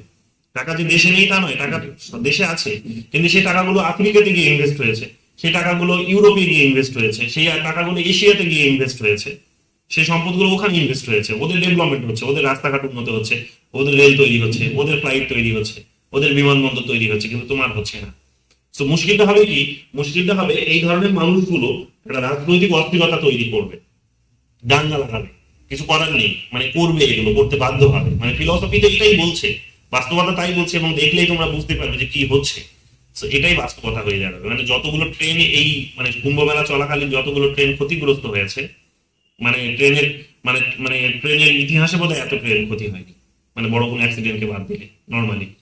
তো এইরকম যে ক্ষতিগুলো হচ্ছে, তাহলে টাকাগুলো কার যাচ্ছে? আমাদেরই যাচ্ছে। তাহলে এগুলো কি রাজনীতিতে প্রভাব ফেলবে না? ফেলবে, ফেলবে। তা এই যে বিষয়গুলো রাজনৈতিক অস্থিরতা তৈরি, মানে এটা কোনো ইস্যুই ছিল না, কিন্তু একটা ইস্যু হয়ে গেল। কার কারণে হলো? কারণ আমরা এরকম ভাবে ব্রেক জাম্প করছি বলে, আমরা জাম্প করার চেষ্টা করছি বলে। তো এইগুলো কতগুলো কিন্তু স্বাভাবিক বিষয় হয়ে দাঁড়াবে। তো আমাদের মতো দেশগুলোর জন্য একটা স্বাভাবিক বিষয় হচ্ছে এটাই, যে আমরা যখন ওদেরকে ফলো করব, আমরা যখন কমপ্লিটলি ওদেরকে যখন ফলো করব, তখন হয়তো এগুলো স্বাভাবিক হয়ে দাঁড়াবে। এবার আমাদের কাছে কি বিকল্প কোনো অপশন আছে? না, এই মুহূর্তে গ্লোবাল ক্যাপিটাল, যে গ্লোবাল ক্যাপিটাল ইকোনমি বা গ্লোবাল ক্যাপিটালিজম যেভাবে রান করছে, আমাদের কাছে মানে ইমিডিয়েট এর থেকে আর ভালো কোনো সলিউশনও নেই। মানে আমাদেরকে এটা করতেই হবে, মানে এর থেকে ভালো কোনো সলিউশন নেই। হ্যাঁ, একটু লিডারশিপ কোয়ালিটি যদি আরো ভালো হয়, এডুকেটেডরা যদি এখন এই পলিটিক্সে যদি পার্টিসিপেট করে, ইকোনমিক্স এর ভালো ভালো জায়গাগুলোতে যদি একটা পার্টিসিপেশন ঘটে, তাহলে হয়তো আরেকটু বেটার কিছু হতে পারে, অর্থাৎ ডেভেলপমেন্টটা হয়তো একটু ভালো হতে পারে ইকোনমিক গ্রোথের পাশাপাশি। মানে ইকোনমিক গ্রোথ হচ্ছে কিন্তু ডেভেলপমেন্টটা হচ্ছে না, তো সেটাকে হয়তো কিছুটা আর একটু করা যেতে পারে। বাট গ্লোবালি ক্যাপিটাল ইকোনমি যেভাবে রান করছে, সেই জায়গায় আমরা কিন্তু এক প্রকার বাধ্যও বটে, এক প্রকার বাধ্যও বটে। তো এগুলোও কিন্তু আমাদেরকে মানে মেনে নিতে হচ্ছে। ঠিক আছে, যে যে হয়তো ছেলেটা আজকে ট্রেনটা ভেঙে আসলো, সেই ছেলেটাকে গিয়ে যখন টিভিতে গিয়ে দেখবে যে অর্ণব গোস্বামী সেখানে বাংলাদেশকে গালি দিচ্ছে, কেন বাংলাদেশ থেকে প্রচুর রোহিঙ্গা ঢুকছে বা মায়ানমার থেকে প্রচুর রোহিঙ্গা ঢুকছে, তখন গিয়ে চুপচাপ গিয়ে সে ভোটটা কিন্তু বিজেপিকেই দেবে। যে সে যখন দেখবে যে আমাদের প্রধানমন্ত্রীর সাথে ডোনাল্ড ট্রাম্পের বেশ একটা ভালো একটা বন্ধুত্বপূর্ণ সম্পর্ক, সে আমাদের প্রশংসা করছে, সে তখন গিয়ে চুপচাপ কিন্তু তার ওই ট্রেনে যে সেখানে ও জায়গা পায়নি ওগুলো ভুলে যাবে। তো এগুলো করা হয়, এগুলো করা হয়, মিডিয়ার রোলটাই এখানে, মিডিয়ার রোলটাই এখানে। তো যাই হোক, তখন সে নিশ্চুপ ভাবে মেনে নেয় যে না, আমাদের হচ্ছে মানে আমি বাড়িতে ফিরতে পারিনি, ঠিক আছে, হ্যাঁ, বাড়িতে ফিরতে পারিনি, ঠিক আছে, আমি গ্যাস সস্তায় পাইনি হয়তো, ঠিক আছে, আমাকে চড়া দামে কিনতে হয়েছে হয়তো, ঠিক আছে, বাট আমি হয়তো কি করব, তাও হয়তো আমার আমার আমার আমাকে মানে আমেরিকার বন্ধুত্ব পেতে হবে, আমাকে আরো ওই রকম ভাবে আমেরিকার বন্ধুত্ব পেতে হলে আরো লং রানে আমাকে ইকোনমিক এরকম গ্রোথ করতে হবে, নইলে সে আমাকে মূল্য দেবে না। তো আমাকে আমার গ্রোথটা করতে হবে, ডেভেলপমেন্ট নাই বা হোক, তো গ্রোথের দিকে আমাকে ফোকাসটা করতে হবে। সো গ্রোথ আর ডেভেলপমেন্ট এখানে কিন্তু দুটো জিনিস, ভালো করে বুঝবে। অলরেডি পরীক্ষা ওইটা সম্ভবত জেনারেল পেপারে তোমাদের এসে গেছিল, ওয়েস্ট বেঙ্গল স্টেটে সম্ভবত, আমি যদি খুব ভুল না হয়। তো এই বিষয়গুলো এখানে কিন্তু মাথায় রাখবে। ইগনোরিং কালচারাল স্পেসিফিসিটি, মানে একটা নির্দিষ্ট করে যদি বলতে পারো যে সংস্কৃতি বিভিন্ন যেগুলো আছে, যে আমাদের বিভিন্ন সংস্কৃতিগুলোকে এখানে ইগনোর করা হয়, কারণ মডার্ন নেশনস মানেই হচ্ছে ওদের এক কেন্দ্রিক কালচার সেখানে এসেছে, বা একটাই কালচার, মোনোটোনাস যেটাকে বলা হচ্ছে। তো সেই কালচারটাই সেখানে এসেছে, সেটাকে তারা প্রমোট করছে, কিন্তু এখানে এসে সেটা কি হচ্ছে যে সেই ডাইভার্সিটিকে রক্ষা করতে পারছে না। ধরে নাও ওদের দেশে যখন জিন্স তৈরি হয়েছে, তখন জিন্স তৈরি হয়েছে যে ভাবনা থেকে, মানে ওরা অনেকটা বেশি তো ধর্ম থেকে বেরিয়ে এসেছে, কালচার থেকে বেরিয়ে গেছে, এবং কালচার বলতে ওরা সেটাই বলছে যেটা তাদের ইকোনমিক গ্রোথ করে। তাহলে ইকোনমিক গ্রোথের ভাবনা থেকে তাদের নিজেদের কালচারকে তারা শেপ করে, সেটাকে নিজের মতো করে চেঞ্জ করে নেয়। কিন্তু আমরা তো আমাদেরটাকে খুব ভালোবাসি। এখন সেই জিন্সই যখন আমাদের এখানে আসছে, তখন দেখা যাচ্ছে যে আমাদের এখানে যে পোশাকের কালচার, সেটা নষ্ট হচ্ছে, সেটা নষ্ট হচ্ছে। মানুষকে ওটাই বোঝানো হচ্ছে বারবার যে এটা খুব ফ্যাশনেবল, মানুষকে এটাই বোঝানো হচ্ছে এটা খুব কমফোর্টেবল, মানুষকে এটাই বোঝানো হচ্ছে যে এটা খুব ভালো, মানুষকে এটাই বোঝানো হচ্ছে এটা খুব সস্তা। এগুলো বোঝানো হচ্ছে, এগুলো বোঝানো হচ্ছে। তো মানুষ এটাই করছে, মানুষ এটাই করছে। তো এখন বিষয়টা হচ্ছে যে সেটাই করতে গিয়ে দেখা যাচ্ছে কি, যে ভালো যে ওদেরটাই শুধু সেটাই মানুষ বুঝছে, এবং আমাদেরটা যে খারাপ সেটাও প্যারালালি সে কিন্তু এক প্রকার ওরা বলে না দিলেও মানুষের মাথায় ওটাই ঢুকছে, যে তার মানে এটা আর কেনা যাবে না, আমাদের নিজেদের যেটা সেটা হচ্ছে খারাপ। তো এইরকম ভাবে তোমরা দেখবে শুধু পোশাক কেন, পোশাক, খাদ্য থেকে শুরু করে সমস্ত কিছুর মধ্যে এই ভাবনাগুলোই কিন্তু ঢুকে যাচ্ছে। তো ফলে কি হচ্ছে, আমাদের নিজস্বতা জায়গাগুলো নষ্ট হয়েছে। তো মডার্নাইজেশন যখন এসেছে, তখন দেখবে এরকম ভাবে তারা একটাই কালচারকে সেখানে ভ্যালু দেওয়ার ফলে আমাদের নিজের যে কালচার গুলো আছে সেগুলোর উপরেও কিন্তু একটা বড় একটা বলতে পারো যে নেগেটিভ একটা প্রভাব পড়েছে, সেগুলো কিন্তু ক্ষতিগ্রস্ত হয়েছে। তো এই সমস্ত বিষয়গুলোই তোমরা সেখানে কিন্তু দেখতে পাবে। তো এই সমস্ত এই কারণে এই থিওরিটাকে পরবর্তীকালে চ্যালেঞ্জ অনেক রকম ভাবে, বিশেষ করে গ্লোবাল ইনইকুয়ালিটির একটা তো বড় কারণ রয়েছে, তাছাড়া আরো অনেক কারণ যেগুলো তোমাদের বললাম, সব দিক থেকেই দেখবে এই থিওরিটাকে অনেক রকম ভাবে চ্যালেঞ্জ করা হয়েছে, এবং যে চ্যালেঞ্জ গুলো ছুড়ে দিয়েছে ডিপেন্ডেন্সি থিওরি এবং ওয়ার্ল্ড সিস্টেম থিওরি, যেটা তোমাদের ক্লাসে অলরেডি আলোচনা হয়ে গেছে। তো এগুলোই হচ্ছে এখানকার মূল আলোচনার বিষয়বস্তু, এর বাইরে আর কিছু নেই। যা আসবে এখান থেকে কমন আসবে, এবং অলরেডি এখান থেকে 6-7টা কোয়েশ্চেন্স কমন এসে গেছে, তারও বেশি হবে। এস এম লিপসেটের নামটা 5-6 বার জিজ্ঞেস করেছে, বইয়ের নামটা, ডাব্লিউ রস্টর ইকোনমিক গ্রোথের যে স্টেজ গুলো সেগুলো জিজ্ঞেস করেছে, সিকোয়েন্সে জিজ্ঞেস করেছে, বইটার নাম জিজ্ঞেস করেছে, আরো 2-4জন থিঙ্কার যারা দেখলাম তাদেরও কিন্তু জিজ্ঞেস করেছে, এবং 1-2বার মধ্যে ক্রিটিসিজম গুলো জিজ্ঞেস করেছে। সো এইগুলো আমাদের অলরেডি কিন্তু জিজ্ঞেস করেছে পরীক্ষায়। সো এইটা একটু যদি ভালো করে, যেটা মন দিয়ে শুনেছো যদি, আর যদি ভালো করে মেটেরিয়ালটা পড়ে নাও আর ইউআইকিউ গুলো যদি সলভ করো, দেখবে আর অন্য কিছুই চিন্তা করতে হবে, এর মধ্যে থেকে সবকিছু কমন হবে। এবার এবার একটুখানি আমাকে ওয়েবসাইটটা তোমরা নিজের আপাতত চেক করে বলো যে মডারেশনের কোয়েশ্চেন গুলো কি ওখানে আছে, সরি, নাকি আমাকে আপলোড করতে হবে, কারণ আমার মনে হয় না এটা আছে, এটা আলাদা করে আমাকে করতে হবে হয়তো আছে। স্যার মনে হয় মডার্নাইজেশনটা নেই মনে হয়, আমি দেখছিলাম তো। আচ্ছা, তাহলে আমি ওটা আজকে রাতে আপলোড করে দেবো, ঠিক আছে? দেখি ওখানে কোন পেজগুলোকে কোথায় ঢোকানো হয়েছে, দেখে আমি ওটা আজকেই করে দেওয়ার চেষ্টা করছি, ইনফর্ম করে দেবো, তারপর তোমরা ওটা সলভ করে নিও। আগামীকাল যে কয়েকটা কোয়েশ্চেন্স পাবে, ডাব্লিউ অস্ট্রো থেকে তো কোয়েশ্চেন্স এসেইছে, এসএম লিপসেট থেকেও এসেছে বললাম তোমাদের, করে নাও এগুলো, তারপরে আমাদের আলোচনা হবে। আমরা আসবো আগামীকাল, কালকেই আলোচনা হবে ন্যাশনালিজমের আলোচনা। ন্যাশনালিজম থেকে প্রচুর প্রশ্ন আজকাল জিজ্ঞেস করছে, কারণ ন্যাশনালিজম এখন আলোচনার কেন্দ্রবিন্দুতে যেহেতু আছে। সো ন্যাশনালিজম থেকে প্রচুর প্রশ্ন আমাদের জিজ্ঞেস করছে, ইউরোপের ন্যাশনালিজম এবং আমাদের ন্যাশনালিজম। এবং ন্যাশনালিজম নিয়ে অলরেডি আমরা আলোচনা করেছি, পার্থ চ্যাটার্জির আলোচনা হয়েছে, সে পার্থ চ্যাটার্জির আলোচনার মধ্যে আমরা 3টে স্টেজকে আলোচনা করেছি, এগুলোও বারবার পরীক্ষায় জিজ্ঞেস করে। এবং ন্যাশনালিজমের যে নামটা বারবার জিজ্ঞেস করে সেটা হচ্ছে বেনেডিক্ট অ্যান্ডারসন। সে বেনেডিক্ট অ্যান্ডারসনের নামটাও একাধিকবার পরীক্ষায় এসেছে, তার বইটার নাম এসেছে। সো তোমরা জানো এগুলো, তো ওগুলো আগামীকাল কোয়েশ্চেন্সে তোমরা পাবে, আলোচনায় তোমরা পাবে। ওই পার্টটা থেকে যদি মানে এই ন্যাশনালিজমের পার্টটা যদি দেখে নাও, তাহলে দেখবে অনেক কোয়েশ্চেন্সই কমন পাওয়াটা তোমাদের জন্য ইজি হয়ে যাবে। ঠিক আছে, বলো এবার যদি কারো কিছু জানার থাকে, বোঝার থাকে, আছে কিছু? কারা কারা জয়েন করেছো? অনেকে তো বেরিয়ে গেল দেখলাম। অনিন্দিতা, দীপান্বিতা, দীপিকা, একতা, নূর, ইপসিতা, ঝিলিক, মামুন, ময়ূরী, নাজমুন, শাহনাজ, সঙ্গীতা, সায়ন্তন, শ্রেয়া, আর কে? সোহিনী, শ্রেয়সী। আচ্ছা, ঠিক আছে, আরো অনেকে তোমরা করনি, ঠিক আছে, স্যার বলো। বলছি নিউ ইনস্টিটিউশনালিজম মনে হয়নি, কারণ ওটা আগে হয়তো কোথাও আলোচনা হয়েছিল, ওই জন্য ভেবেছিলাম হয়তো হয়ে গেছে, বাট কোনো মেটেরিয়াল নেই। হয়নি, ওটা কনস্টিটিউশনালিজম হয়েছিল, যেটা শুনে বলছিস। রাইট, হয়নি, এটা হয়নি, আমারও তাই মনে হচ্ছে যে এটা হয়নি, কারণ আমি তোমাদের গার্বেজ ক্যান মডেল এই সমস্ত থিওরিগুলো এখনো পড়াইনি। ওখান থেকে প্রশ্ন এসেছে 1-2বার দেখলাম আমি, এবং নিউ ইনস্টিটিউশনালিজমের বেসিক ফিচার্স গুলো জানতে চেয়েছে, থিঙ্কার্স এর নামও জানতে চেয়েছে সরাসরি। সো হয়নি, ওটা আমি করাবো, করাবো, ঠিক আছে, চলবে। এটা অনেকটাই বড় সিলেবাস, ধীরে ধীরে এই পার্টটা অনেকটাই বড় এবং কঠিনও বটে, মানে জেনারেলি এতটা সেগ্রিগেটেড ওয়েতে কেউ পড়ায় না, বাট আমি করার চেষ্টা করছি যাতে তোমাদের ইজি হয়। যত ন্যারো করে পড়বে, ছোট ছোট করে পড়বে, তত লাভ হবে। যাই হোক, এগুলো আর কি। আর আইআর থিওরি যখন পড়বো তখন আরো কতগুলো থিওরি এখানে আমাদের রয়ে গেল, যেগুলো মেনশন নেই সিলেবাসে, কিন্তু কোয়েশ্চেন্স এসেছে, যেমন গেম থিওরি কোয়েশ্চেন্স 1-2বার এসেছে, 1-2বার ভালো কয়েকটা কোয়েশ্চেন্স এসেছে গেম থিওরি থেকে, ওয়েস্ট বেঙ্গল সেটে এসেছে, নেটে এসেছে। তারপর সিস্টেম থিওরি, যেটা ওয়াল সিস্টেম পড়লাম, তার আগেরটা হচ্ছে সিস্টেম থিওরি, ওটাও একটু পড়িয়ে দেবো, ওখান থেকেও কোয়েশ্চেন জিজ্ঞেস করেছে। তারপরে তোমাদের কোয়েশ্চেন্স, তারপর এমনিতে তোমার মেন দুটো থিওরির মধ্যে একটা থিওরি পড়ানো হয়েছিল, রিয়েলিজম পড়ানো হয়েছিল, লিবারালিজমটা পড়ানো হয়নি এখন। তো লিবারালিজমটা তো পড়িয়ে দেবো।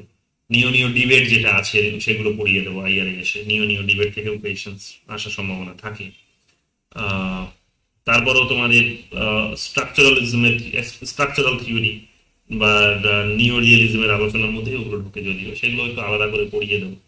তো বিক্ষিপ্তভাবে অনেক কিছু আরো আসবে আমাদের, সেগুলো আমাদের পড়তে হবে। সিলেবাস মেনশন নেই এগুলো, কিন্তু কোয়েশ্চেন্স আসছে, তো ওগুলো আমরা প্যারালালি করবো, ঠিক আছে? তো যাই হোক, তাহলে আজকে এতটুকুই থাক, কোয়েশ্চেন্স গুলো আমি আপলোড করে দিয়েই তোমাদের। বলো। বলছি আমার আজকে থেকে কোশ্চেন নেই, আমাদের লাস্ট ক্লাসে একটা দিদি ফেলার ছিল, তুমি ওই ডেভেলপমেন্ট অফ আন্ডার ডেভেলপমেন্টে যখন এটা সলভ করছিলে, তখন ওখানে একটা কোয়েশ্চেনের অপশন ছিল গ্রিন পলিটিক্যাল থট, তুমি ওটা নিয়ে 2 লাইন বলেছিলে, তো ওটা একটুখানি বলে দেবে যে গ্রিন পলিটিক্যাল থটটা মানে অ্যাকচুয়ালি কি থিওরি, কিভাবে ওটাকে মানে ব্যবহার করা যায়? ওটা এনভায়রনমেন্টালিজম পড়ালাম ইউনিট 1-এ, ওই গল্পই, এনভায়রনমেন্টালিজমের গল্প। ওটাই হচ্ছে গ্রিন পলিটিক্যাল থট, যে সেখানে আমাদের পরিবেশকে, মানে আমাদের উন্নতি আমরা করেছি ঠিকই, কিন্তু সেই উন্নতিতে আমরা সবার আগে সেখানে কি করেছি, যে আহ, মানুষকে ভ্যালুস দিয়েছি, ডেভেলপমেন্টকে ভ্যালুস দিয়েছি, ডেভেলপমেন্ট করতে গিয়ে ডেভেলপমেন্টকেই ভ্যালুস দিয়েছি, কিন্তু ডেভেলপমেন্ট করতে গিয়ে আমরা যার উপর ডেভেলপমেন্ট করছি তাকে ভ্যালু দিইনি, অর্থাৎ পরিবেশ, গ্রিনারি, তো এগুলোকে আমরা আমরা ভ্যালুস দিইনি।